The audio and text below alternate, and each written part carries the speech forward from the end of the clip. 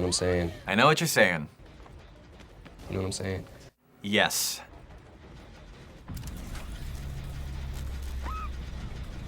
You know what I'm saying? Yeah.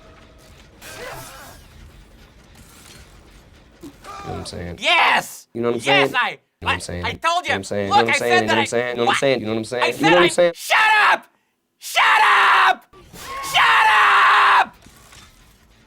The Skull Merchant is a very ironic character, because no matter how much players want to stop seeing her, everyone complains so much about her that she is brought back into being everywhere.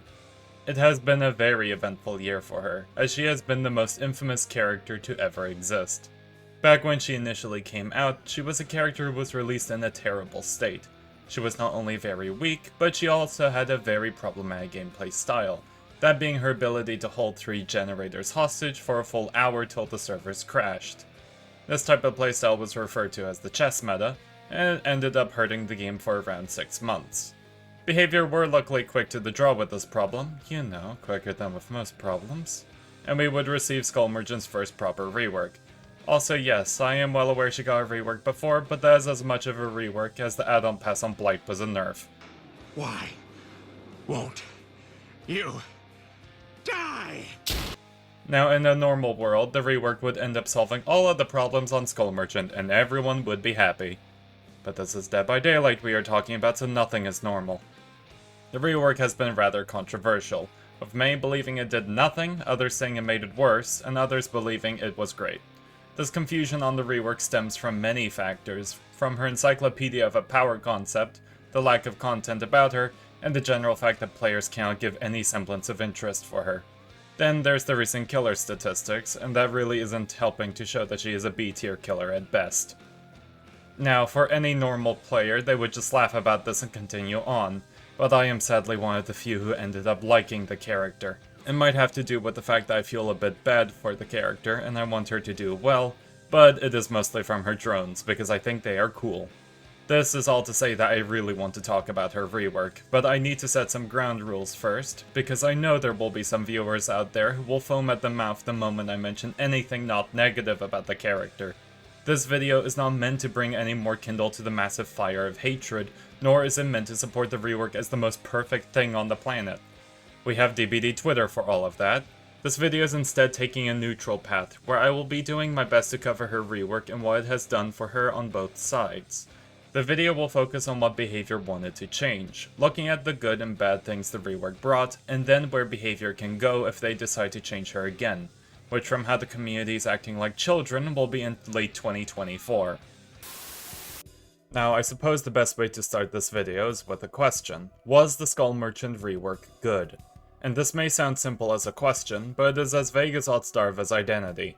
Reworks in video games tend to be very different from one another, where it can be as simple as number changes to promote other playstyles to completely overhauling a character's identity.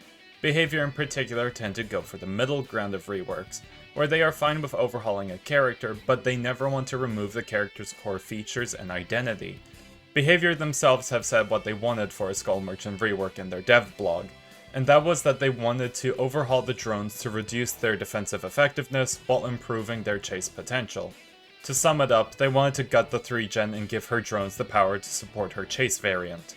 This was a playstyle that was niche for Skull Merchant players, considering 99% were playing some variation of chess, but it was the playstyle most enjoyed to face. Now, this obviously wasn't what players wanted to hear, as they wanted her to be completely scrapped for a new power concept, but these types of reworks are very dangerous for a character. Freddy is a good example of this rework concept going wrong, as he was a completely different killer than what he is today. Back in the day, he was a very poorly balanced killer, but had the unique identity of pulling his targets into the dream world. This wasn't the most fantastic gameplay for most killer players, but for his niche player base it was unique and cool. This all changed however after his rework, as it removed his identity as the Dream Demon and turned him into the most basic anti-loop killer that even the Quaker Oats guy would fall asleep to. The Freddy player base were split by this rework, because sure, he was quote-unquote better, but he was no longer the killer that his identity was attempting to provide. It is because of the Freddy rework behavior are very strict about killer reworks nowadays, and when they do rework a character, they do their best to keep what makes that killer unique. This meant that behavior weren't going to just rework Skull Merchant into a Wesker 2 or turn her drones into an AC-130. Instead, they wanted to keep what was the core to her identity. As for what this core identity was, it is a little tricky to get at first glance. But to provide a brief summary, she was meant to be an intel-gathering trap killer. The drones before and after the rework were designed to punish players who stay within their detection range, and the radar helped provide a unique form of tracking. The other important thing to mention about Skull Merchant's core identity was that she was meant to be simple to play. I know this will anger many who proclaim that killers deserve to have complete mechanical skill expression to the point it will take 5,000 hours just to be okay at the character, but not every character needs to be like this. There are many killers in the game who are focused on the M1 playstyle, most who have simple to use powers, and there are even some who are very popular and simple to play. Skull Merchant mechanically was always meant to be simple, but I believe her rework has made her more skillful when it comes to drone placement, along with the utilization of her rotation system. It may not be visibly clear, but these elements are still important for expressing skill, as it's not just through pure mechanics that skill expression can be shown. One other thing to note about this rework is that it enhanced the fact that Skull Merchant is a niche killer and was designed to be niche. Not every killer needs to be popular for everyone, and Skull Merchant is one of the few who truly show this. She was designed to be a part of the trap archetype of killers, a branch of killers who are notorious for being low in pick rate and high in annoyance factor. There is a reason why I call Skull Merchant the modern day trapper, and this is why. I suspect Behavior knew she was never going to be a super popular killer, but it is clear popularity did not stop them from making her. Dead by Daylight is filled with a variety of killers who each have unique gameplay styles and identities, and compared to other games, Dead by Daylight's roster is unique. It's a big reason why Year 8 has been such a mixed bag for me, because sure, although we did get a bunch of cool licenses, almost all of the killers feel rather similar. Each have some form of anti-loop and mobility, and just like Syndrome once said, when everyone is super, no one will be. Okay, now I know this rework has been out for 5 months, but when it comes to content explaining what changed, there is very few resources talking about it. This has to do with the fact that Skull Merchant has a massive list of moving parts, more so than any other killer in the game. You could easily describe killers like Wesker, Huntress, or even something like Artist to players, but Skull Merchant has so much that you can't really provide a brief description without going into meme territory. To help provide some information on the table, I will be providing a detailed overview on what her new kit does. And if you don't know anything about her, I highly recommend you watch this segment. Skull Merchant, as I said, has a large list of moving parts, and if you don't understand how one thing works, everything ends up not making sense. I will do my best to be general with my information and make it simple to understand, but when it comes to this killer, simple is relatively tricky. It is because of how complicated her power is to define that I decided to split it into 3 parts, to better digest the information. The first part being her ever popular drones. Skull Merchant at the start of the trial holds 6 drones in hand, and unlike other trap killers like Hag and Singularity, who can recycle through their traps, Skull Merchant needs to be holding a drone to deploy it, similar to the Trapper. Upon placing her drone, she enters a lengthy cooldown of 10 seconds and gains 8 seconds of undetectable. Just like before, her drones have 2 separate modes, but unlike before, they each share certain features with each other.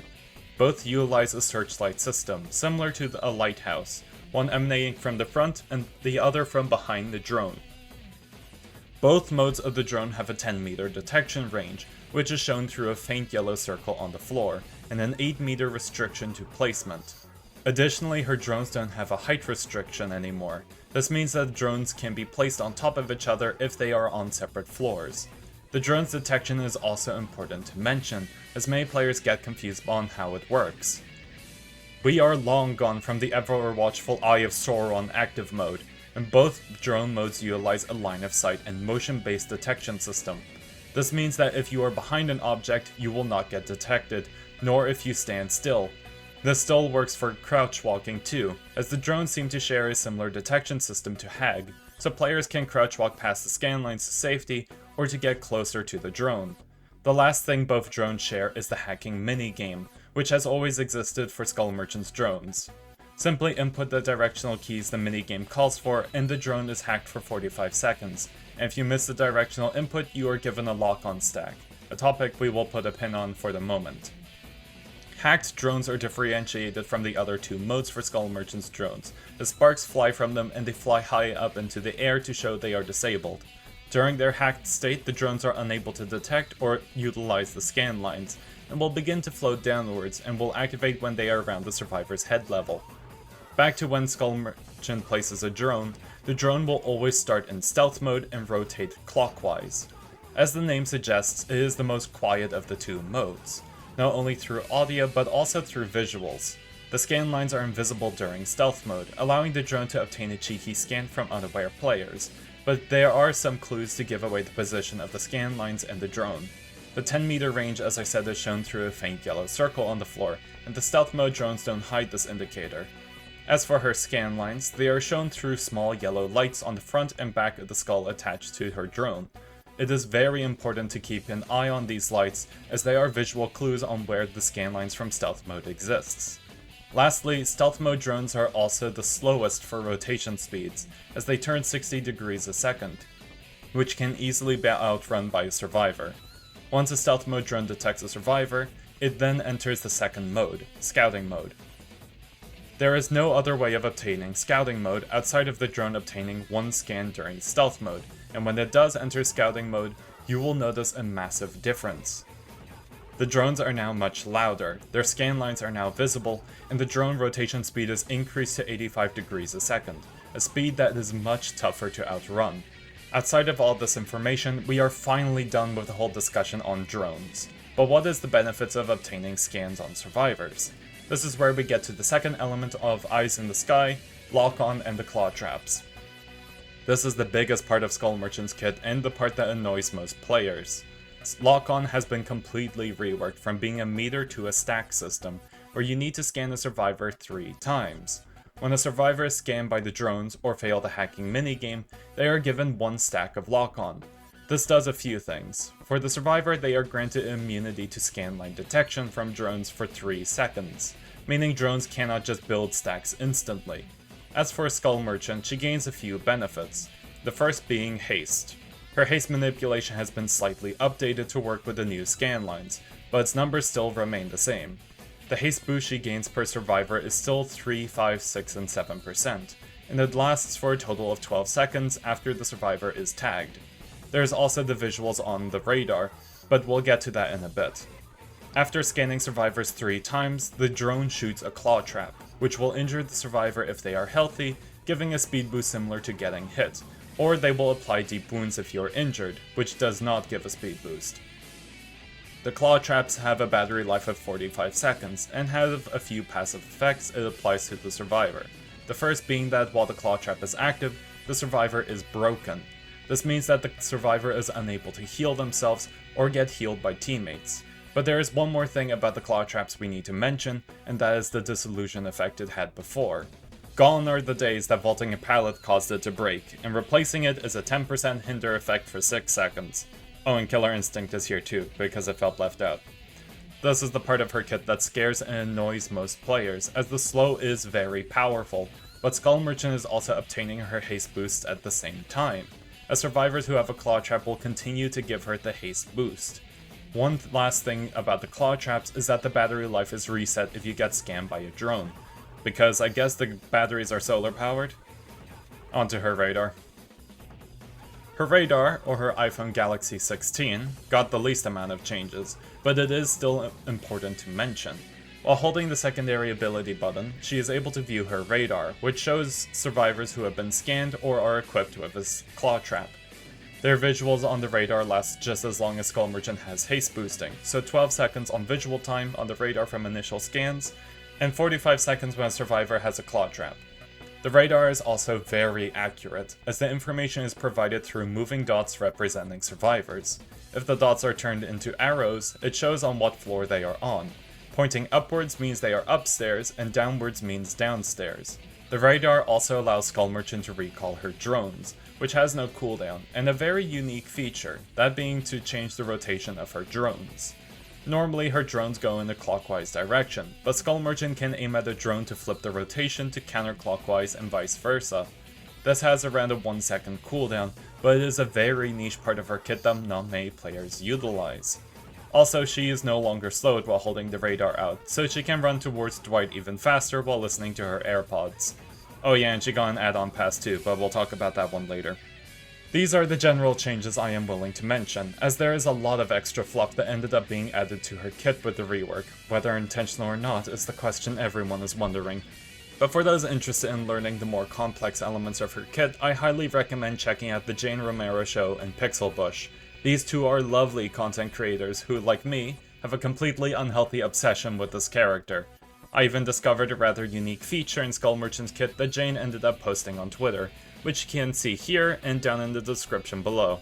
But enough with my self-promotion, let's get back to talking about this character. Going back to the question on whether Skull Merchant's rework is good, the answer is a solid yes'nt. There are a lot of good things about the rework that pushes the character in a solid direction for chase interaction and away from hyper-defensive strategies, but at the same time there are problems that have leaked through behavior's changes, making her oppressive to face. No rework will ever be perfect in any game, but I feel like we have to congratulate behavior on what has been done with Skull Merchant, especially on how short of a time crunch they placed themselves on. Reworks from behavior normally take around 1 to 2 years, and Twins are still waiting for their rework from 2 years ago, so having behavior make a rework this fast was quite impressive. I think the most important thing we should look at with the rework is the parts that behavior wanted to fix first, because I will agree that for the most part, behavior managed to fix all of the problems they wanted to target. First of all, her chess playstyle is pretty much dead. Outside of the changes behavior made with the regression events recently, her rework was very focused on adding as much counterplay to that playstyle as possible. Since the drones are line of sight based along with using motion detection, players can easily work on gens and not have to worry about getting scanned. And yes, working on a generator registers as standing still. Her rework has also enhanced her chase potential exponentially, which is not saying much considering it was already low, but now she is rewarded for going for chases and downs. Also, no, 3-genning is not completely dead, as there are sadly players who still utilize it, but combined with her enhanced lethality and the anti-3-gen systems added to the game, there are very few players who utilize it, and even fewer who can hold the 1-hour stall. I also have to point this out, but every killer can 3-gen with the right perks and mindset. I hate to break it to you, but this is a universal problem with the game and not a Skull Merchant specific thing anymore. You need proof? Take a look at these videos showing how it is because of behavior's incompetence for map and perk balance, along with player mindset that shows the horrid truth of the chess strategy. The next positive thing to note is the claw traps, as they feel much more like a threat.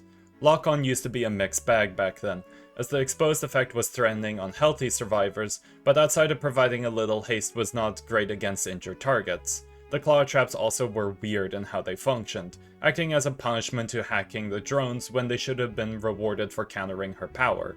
This problem has been mostly fixed with the rework, but I do have some problems on what was done. Looking at the good part of it first, I like the damage element of the claw traps.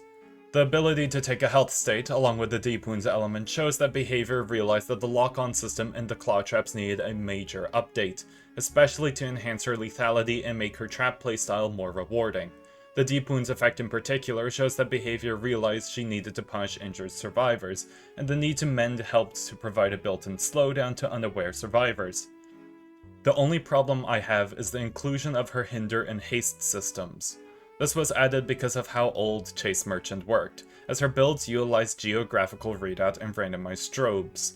These add-ons were practically the playstyle's wheelchair and life support, as they found they were the best add-ons to help Skull Merchant's chase potential feel realistic. Considering that behavior wanted to enhance that gameplay loop, along with the fact that about 4 people played her like human beings, they decided that making a base kit was the only option. I disagree with this option. Haste manipulation has been a very big talking point recently in the DBD community, especially after the MFT incident. The haste system was added to Skull Merchant before as a rushed update to promote chase playstyles and give her some lethality, but ended up causing more problems in the long run than providing solutions. I will admit that I am a big fan of Skull Merchant having the haste manipulation in her kit. as having the angry businesswoman turn into a sports car is very funny. That being said though, the hinder part of her kit is where things get convoluted. This is a very powerful hinder in the game, being one of the strongest hinders for the killer side, and it is a very oppressive thing to face, especially when the angry businesswoman is running at Mach 10 after you. That being said though, unlike the haste, I believe it was implemented in a much better way. I personally don't like hinder as a status effect, but compared to other killers, the hinder on Skull Merchant feels rewarding. One of the big reasons I dislike the status effect is because it is utilized awkwardly in the killer roster, with Clown just slowing you down because he can bottle spam, and Wesker just gets rewarded for the hyper tunnel. Skull Merchant on the other hand needs a survivor to get a claw trap, and if the survivor understands how to avoid getting tagged by the drone, this ends up getting complicated. There's also the fact that claw traps are removed upon being downed, so unlike Wesker and Clown, if someone gets a flashlight save, the rescued survivor has the ability to escape and not be permanently slowed down. She has by far one of the most powerful slows, but at the same time one of the most healthiest in the game. But when the haste is applied on top of it, it ends up making the gameplay less enjoyable, and turns the killer into a status effect system. These are by far the most talked about parts of her rework, but I also want to quickly cover the other parts of her kit that got changed, as these were all either great or weak updates to this killer. The additional forms of counterplay on her drones are a wonderful addition. We have come a long way from stay outside the orange zone of fear till the drone flies down, and Behavior have added a plethora of forms to counteract the drones. Crouch walking, running and stopping when the scan line passes you, hacking the drones, and even implementing line of sight on the drones. The amount of ways to stop Skull Merchant from overpowering a match and holding it hostage has greatly increased from what it was before, and it is honestly a great thing to see. I do think they could have rewarded hacking the drones a little more, but overall these were great changes to help weaken Skull Merchant's webs and make her drones feel more interactive both in and out of chase. The addition of the white scan lines also help in addressing the confusing elements of Skull Merchant's kit. Recently, Behavior made a change to the scan lines, as now they will change to the color white when you are unable to be detected by them. It is a great change for new and veteran players to better read her gameplay, and with time I am sure many will begin to grasp how Skull Merchant works, but more changes like this are always welcome.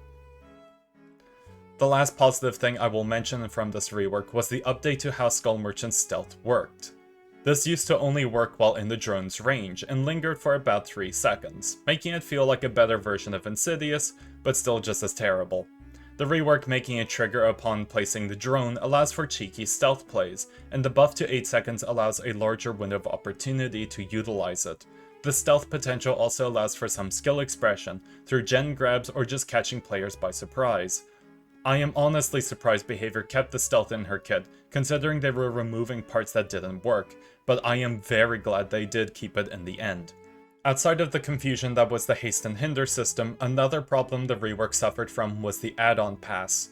There were a few decent add-ons that made it into the mix, such as Ultrasonic Speaker and Unpublished Manuscript, but saying that Skull Merchant's add-on pass was a rush job would be an understatement.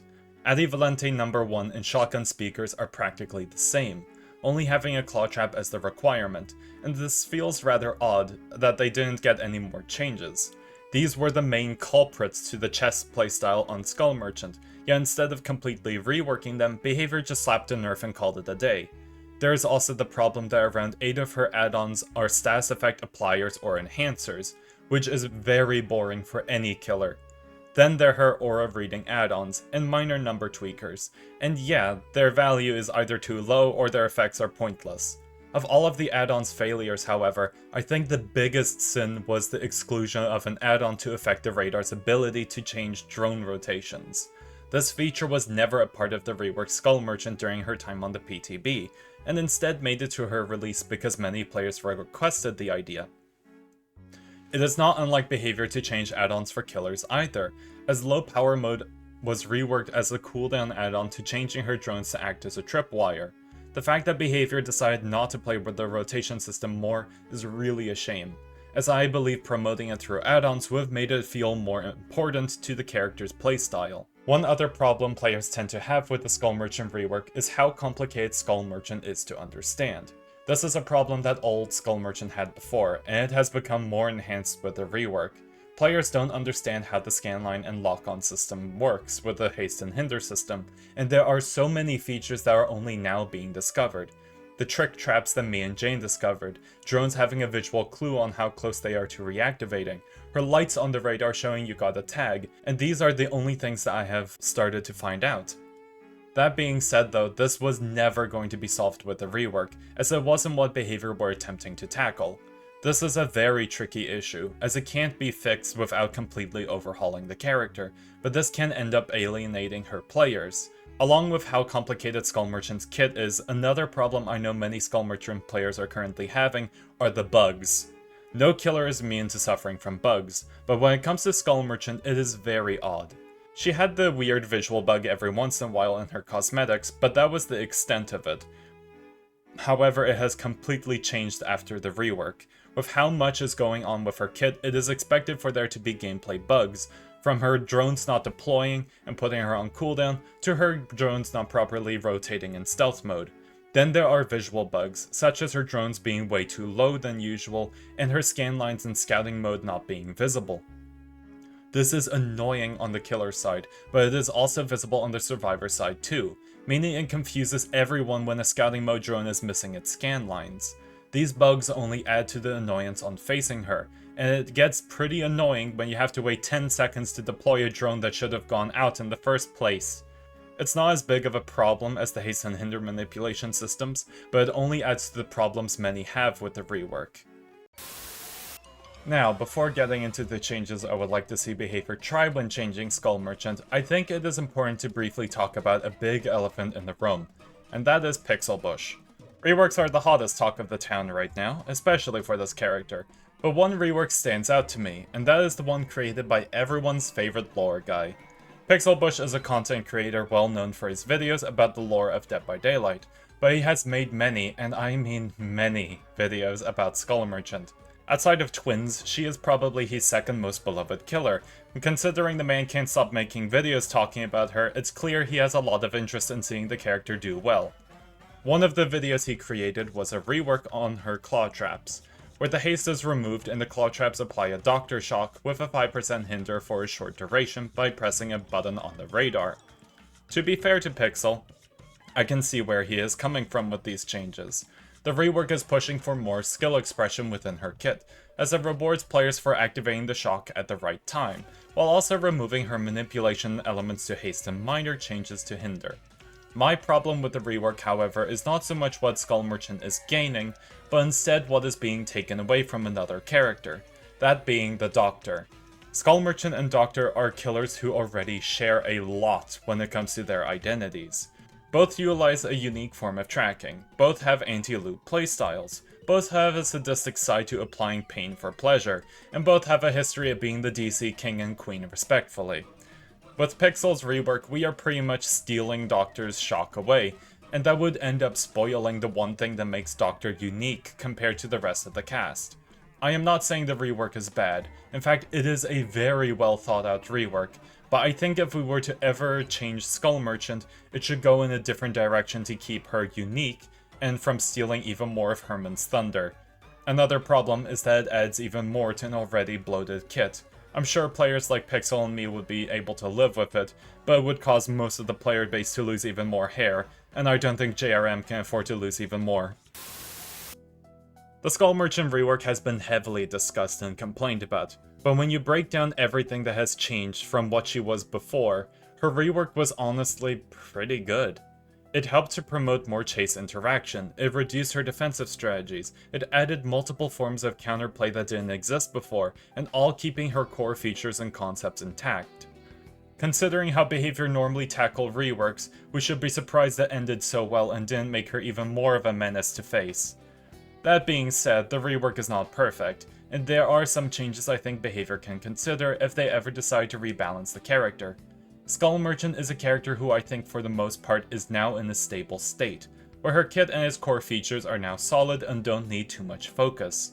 The claw traps and the drone rotations are all features for the most part are good, and the counterplay options feel punishing, but don't cause the killer to relapse from being disrupted like the other trap killers.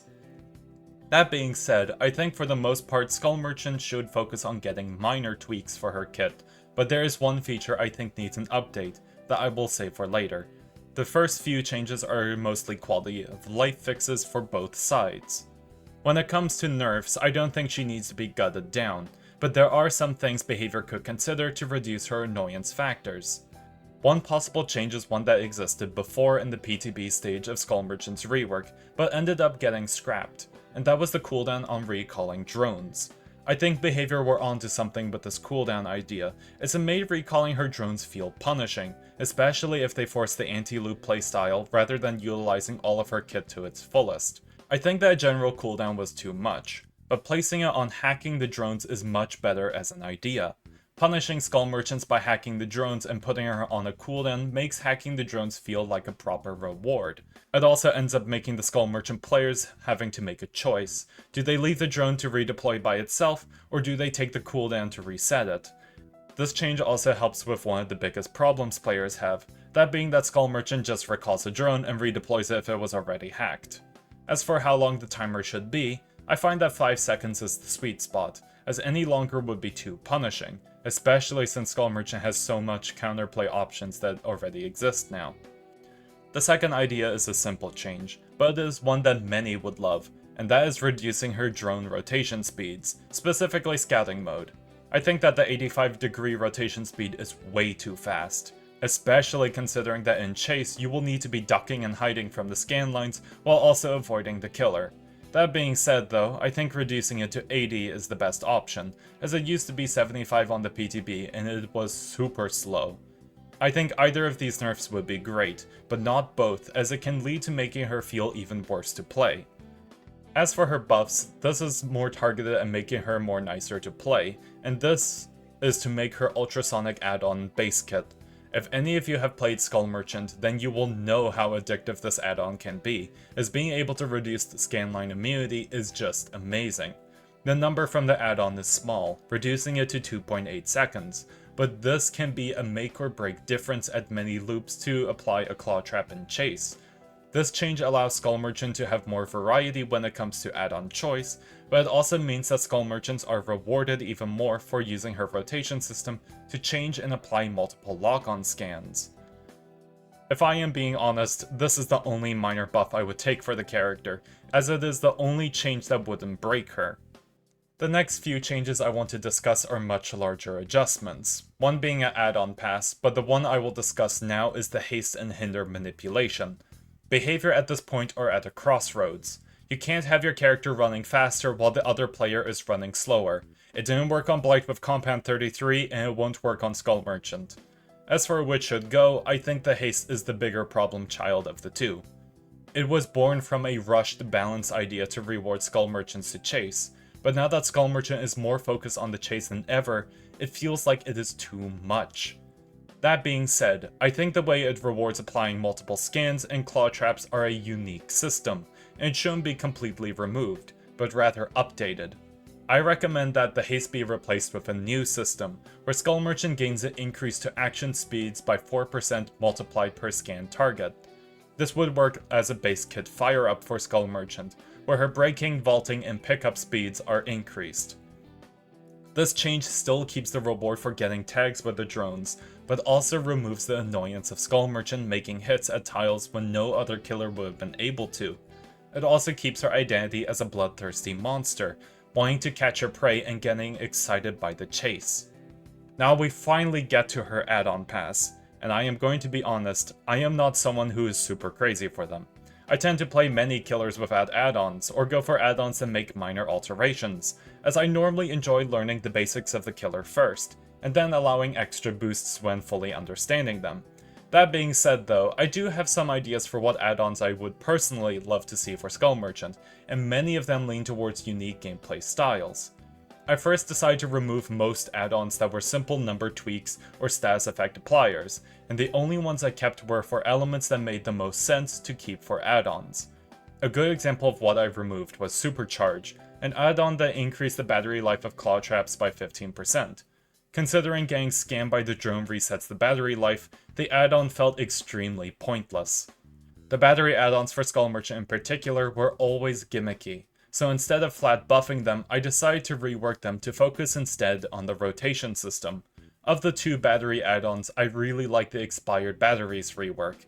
It introduces a new way to play Skull Merchant, changing her drones to act as a targeted location scan on a cooldown, a worthy idea of an Eerie compared to what it did before. As for the other add-ons, there were a few that I gave small number tweaks, as they were pretty low in strength, but most of them have gotten a 2024 polish.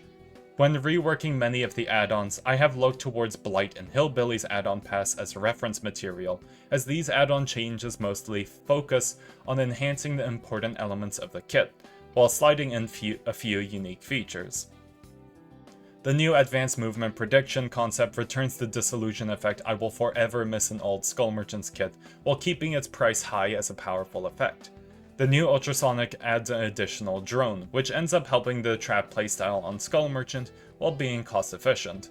Then there is the reworks to Shotgun Speakers and Adivalente No. 1. These changes still keep the add-ons low in popularity, but give them unique tools for a new player experience to ease learning the character and her encyclopedia of a power. To be honest with you all, many of these add-on changes were focused on snipping away the more annoying elements, such as her high status effect count, while also providing tools to make the learning experience nicer for the character. It is with the higher variety of add-ons where the playstyles will diverge for Skull Merchant, while still attempting to maintain a leveled form of balance on the character. That being said though, Skull Merchant is similar to Jenga, where if you remove one piece and place it somewhere else, the whole tower will topple over. These aren't all changes I think Skull Merchant absolutely deserves, but rather ideas behavior could test out.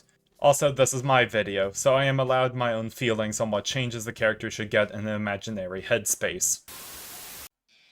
Alright, I think that's the last thing on my list for this video, so I guess I'll end it around here. Skull Merchant is a killer who will forever be known in the community due to her history and infamy, but I believe the emotions players have choked down the character's throat has made many things about her rework unclear. There are many players out there who believe the character's rework was a flop, but I think they are looking from a different perspective on what they wanted compared to what behavior did.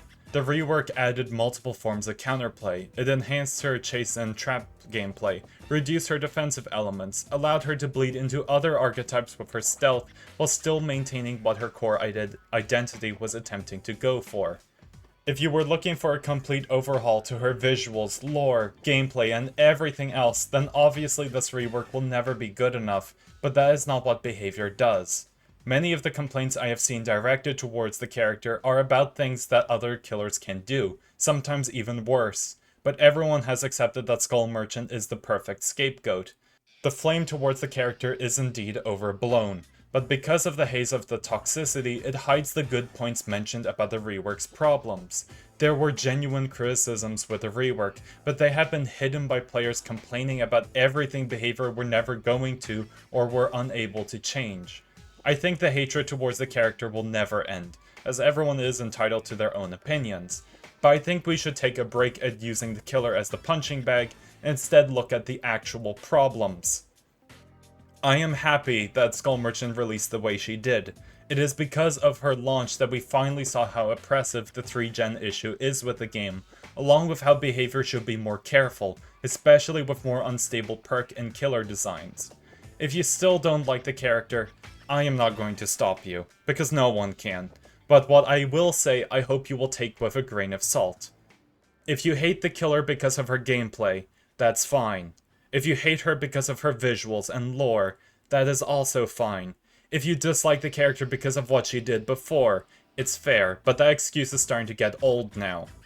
If you hate the character and feel it is necessary to be toxic and send death threats to their mains or people who are trying them out, please take a break and reflect on how you have become the very thing you swore to destroy. The script can flip just as easily as the coin, everyone, and that is all I gotta say, 'cause I need a nap. Dwight, where are you? I need you if I'm going to summon my Mistress of Darkness, my Queen of Slay, my one and only beloved Michaela Reed. I got a candy apple. Oh boy, a candy apple. Oh goodness gracious, they are multiplying. The more the merrier, I guess. Well, hey guys, gals, and other pals. Thanks for watching this far into the video, and I gotta say, this type of content is quite far from my comfort space. I was even tempted not to make this video with how negatively viewed the character was, but I decided to do it anyways because I wanted to get my own words out that wasn't just adding to the complaints and the blind supporting of the character. That being said though, I want to ask you all to please consider leaving a like and subscribing, maybe even leaving a comment, because this is the first that I have ever talked specifically about one of the characters, and who knows, maybe you want to hear more? Also, the Yunjin video is being worked on now. It's just busy in the scripting phase, but I don't have a specific time frame for its release right now. With all this being said and done, I wish you all a wonderful day, and good luck in your games, cause you will need it.